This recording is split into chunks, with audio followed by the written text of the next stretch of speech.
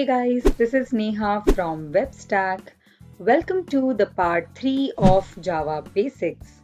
So in this video, we are going to cover some OOPS concept which is very much required in Java and also the conditionals, loops and exception handling. And in the last, we will be discussing about applets in a brief manner. So let's get started.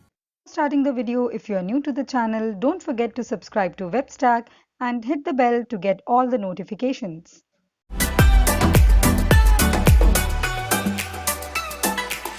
So now let's talk about the OOPS concept. And you already know that OOPS stands for Object Oriented Programming System. And in C++ also we are having this concepts because it is also object oriented.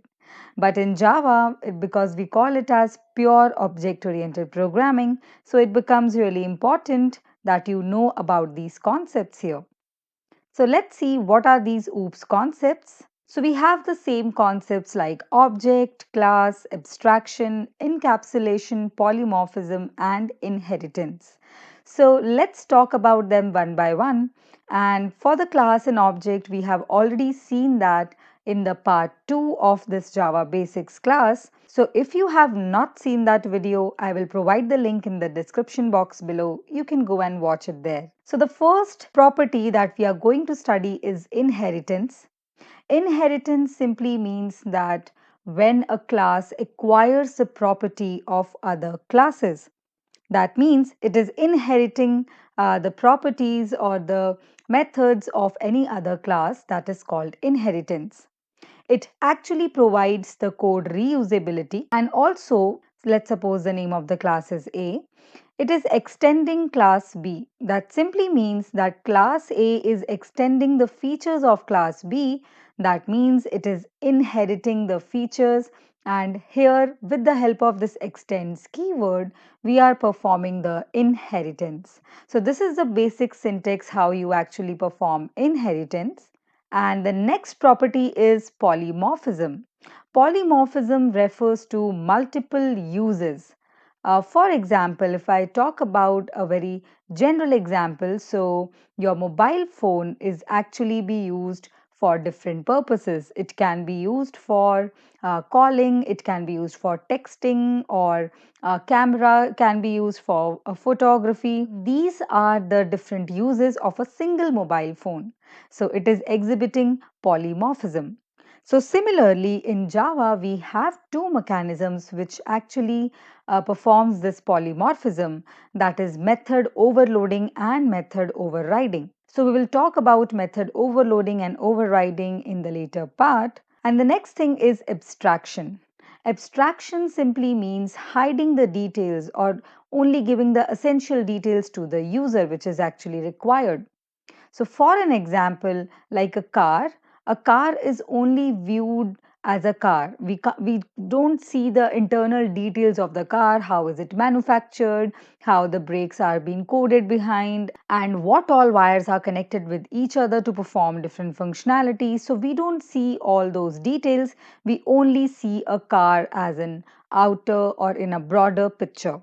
That is called abstraction. Only essential details are displayed to the user. The next thing is encapsulation. Encapsulation simply means binding everything into a single unit. So here encapsulation example can be as simple as a class, because in the class you are writing the methods as well as the properties. So the class actually binds your methods and the properties that you are having there. So it can be considered as an encapsulation, and it is also known as data hiding. So now let's talk about different loops available in Java. So we have three types of loops in Java, that is for loop, while and do while loop.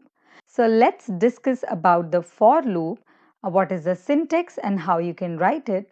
So it's very simple. You need to just write the for keyword, and the first parameter will be the initialization, like I can write for I equals to 0. We will initialize the variable with some value here, and then we will write the condition. The condition can be anything like I'll compare that I should be less than 10. And also we need to perform increment and decrement operation here so that our loop keeps on going. So I have to write here I plus plus or I minus minus. So that's up to you. So this is how you create the for loop, and it will work till the condition is false. And there is one more new syntax of writing the for loop, that is, you can simply write for, and inside it you can declare a variable with the type, and you can simply write colon and then the array. So it is basically like a for each loop that we use to traverse the array. So similarly, you can use this new syntax of for to access the elements of the array in a very simple manner. The next loop is while. And the syntax is really simple. In the while loop, you will simply write a condition here, and till that condition is true, while loop will work. And the do while loop is also there, in which the do while loop will have the condition later on. So the main difference between while and do while loop is that do while will execute at least for one time, even if the condition is not met. Unlike this while loop, which will actually first check the condition and then it will enter inside the loop, whereas in do while, first it will do the task and then it will check for the condition. So the difference is it will at least execute for one count. So now when we talk about loops, two keywords are really important and they come into picture, that is break and continue. So let's talk about them briefly. So break is a statement which when you write inside the loop or a switch statement, it will actually break the current flow of the program. So if you are writing it like just inside the loop, it will just break that loop and come outside of it. Whereas continue will actually go to the next iteration of the loop. So if anywhere a continue is encountered, it will skip the next part of the program and it will directly go to the loop again. So let's say if I write continue here, and this is my for loop with some conditions, and if it encounters this continue statement, it will not come out of the loop, but it will actually go to the next iteration, skipping the current iteration of that loop.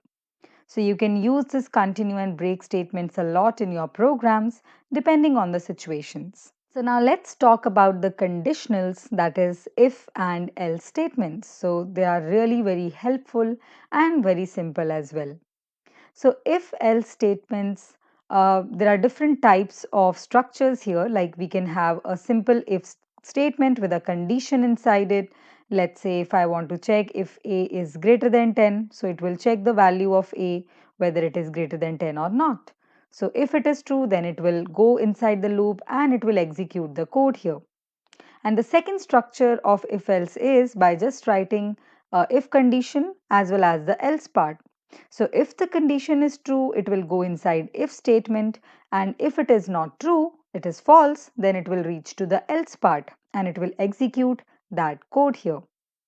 And the third structure that we are having in if else is that you can have nested if statements as well.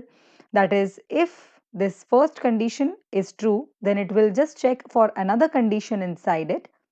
And that's it. We are not providing any else statement. So it is absolutely correct. And the next structure that we are having is if and else if. So you can also have an else if statement here.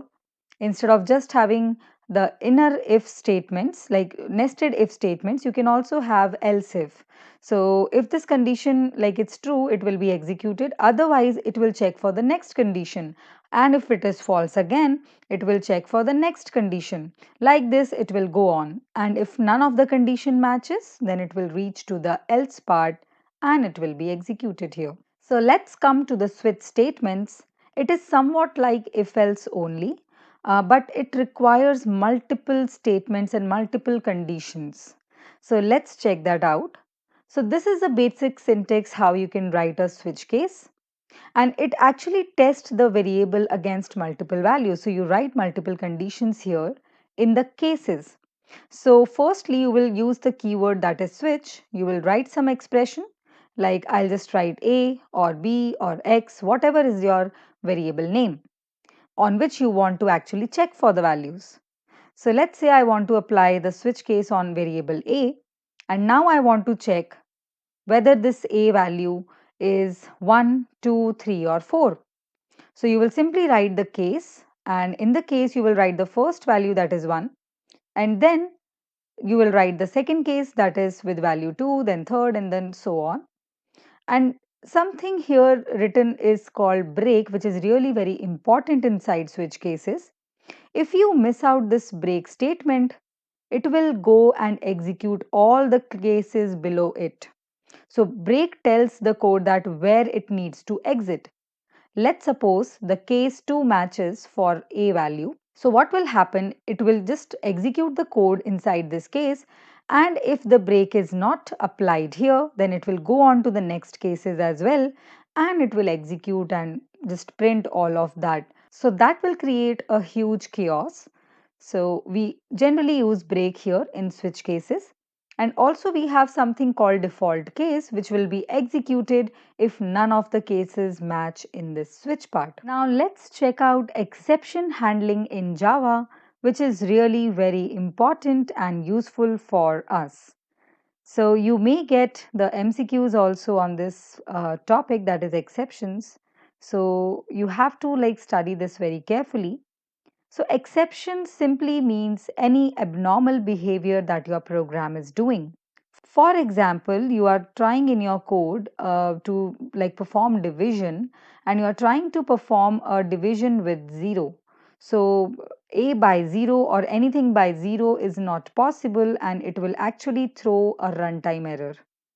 So that runtime issue is known as an exception that may actually create problems for your system. So to prevent your system to corrupt or to fall into this trap, you can simply try to handle this part by using the exception handling in Java. So exception handling is a mechanism to handle the runtime errors so that normal flow of the application can be maintained. And it can be done with the help of try and catch blocks. So try block is a block where you will write the code which you think will create the issue at the time of the execution. For example, this code that I have written here, that is A by 0. So this code I will be writing in the try block, and if it creates any problem and an exception is generated, it will actually be handled by the catch block. And inside the catch block, you will be writing the exception type, what kind of exception you are giving, and then the exception object as well. And whatever code you are writing here to handle that exception will get executed once the system encounters into this exception state. And also there is a modification to this. So if you want to have multiple catch blocks for one try, you can also have that kind of thing. So in all these catch blocks, you will just define different exception types here. So let's say one exception type is array out of bound, another exception type is null pointer, or let's say divide by 0. So these are different exception types which are already defined in Java. So these are actually the classes that we are having, and also the class that is the major class through which all the exceptions are defined, that is called exception.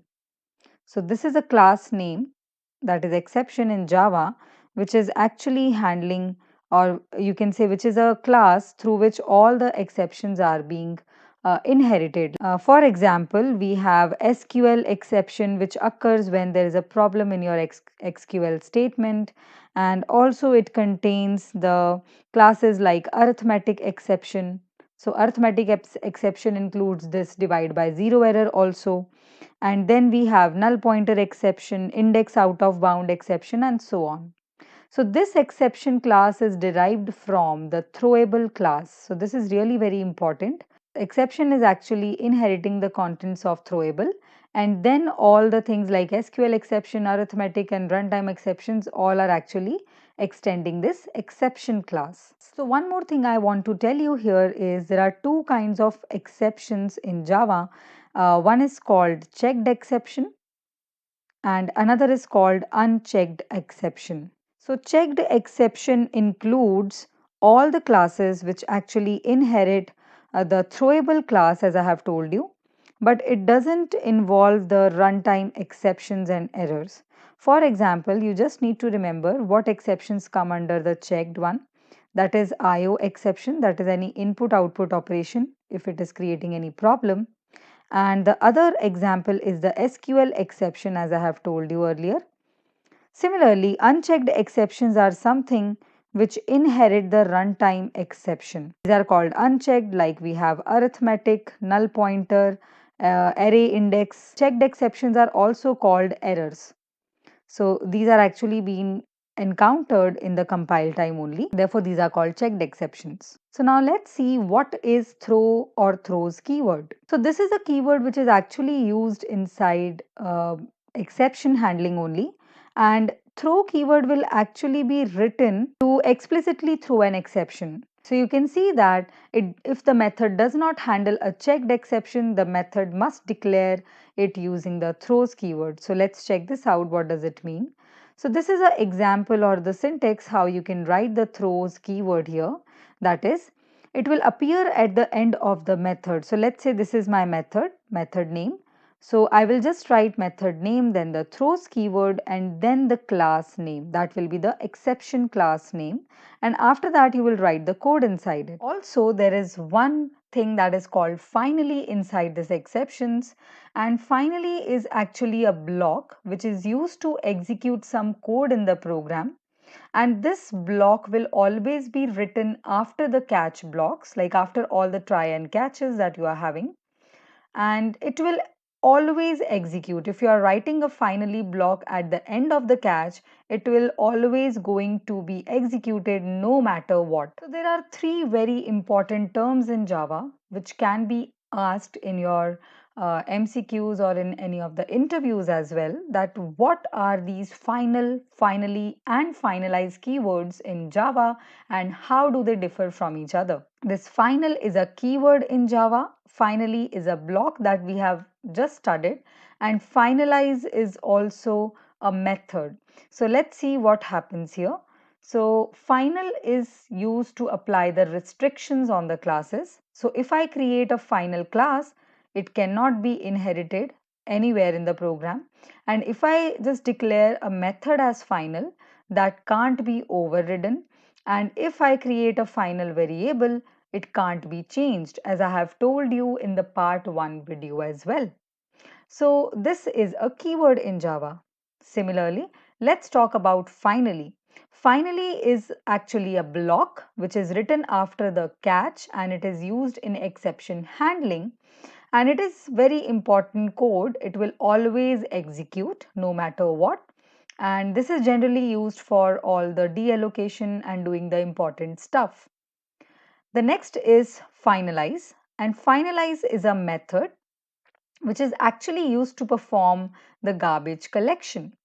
So just before the garbage is collected, you have to just clean up some memory areas and everything. So that will be done with the help of finalize method. Now let's see quickly applets in Java. So just now we have seen that Java is used in all the machines, like in our washing machine, in our fans, in our TVs, ACs and everything. We are using the Java code. But back then when Java just started, it was only used on these platforms. It was not used in the web applications or the websites. But with the help of applets, we were able to create those applications as well. So it is actually going to run in the Java enabled browser. So your browser should be having Java inside it. So earlier it was a platform based, but now it can also be run using browser using this applet. And also this is very important that it must extend a class, that is java.applet.applet. So this applet is the package name, and inside this package I have a class with the name applet. So this needs to be extended when you are creating any applet in the Java programming. And let's talk about the advantages and disadvantages. Advantage is that it works at the client side, it is secured, and also it can run on any platform, like it can be executed on Linux, Mac, Windows, any kind of platform. And the disadvantage is that you need to have a plugin to actually execute this applet. Now let's check out about the life cycle of this applet. The first is initialization phase, where applet is initialized, then it is started, then it is painted on the screen, and then the applet is stopped, and then it will be destroyed.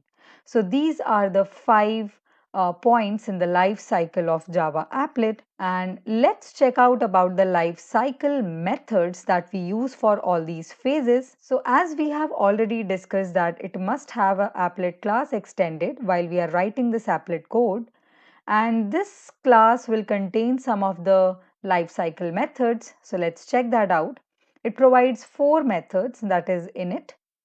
Init is the very first method that is to be called, and the variables are initialized here. During all the entire runtime of your applet, it will be only called once. The next function is start, and this method will actually be called just after the init method when your applet has been initialized, and this will be called to restart an applet after it has been stopped. After that, we have a stop method, so whenever your applet is not visible, it doesn't need to run that thread which is actually executing your applet, so it will stop that thread here. And the next method that it provides is destroy, which will actually be called when your applet needs to be removed or destroyed after it has been stopped.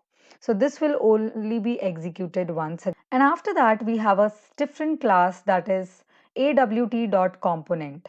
So component class also provides one method which is very important for your applet. That will be the paint method. So this paint method is actually going to paint the applet, and it contains an object of graphics class which will actually provide you all these shapes here. Now let's check how you actually run your applet. So there are 2 ways to run the applet, that is by HTML file and by this applet viewer tool. And also let's check out about the hierarchy of applet. So what is the hierarchy of the classes that are available inside applet? So the topmost class is the object class. So this has been like extended by the component class, which has been in turn extended by the container class, which has been extended by panel, and then by applet, and then by JApplet. So you need to remember this hierarchy, as this can be asked in any form in your MCQs. Like you can be asked like which class actually extends panel. So applet class extends panel, and then panel extends container, and so on. So this is all that you need to know about applets in Java. So that's it for this video, guys. In the next video, we are going to discuss few MCQs related to the Java concepts that we have seen so far. So I hope you like the content, and if you do, please give a thumbs up and do subscribe to the channel to get more updates. So we'll see you in the next video.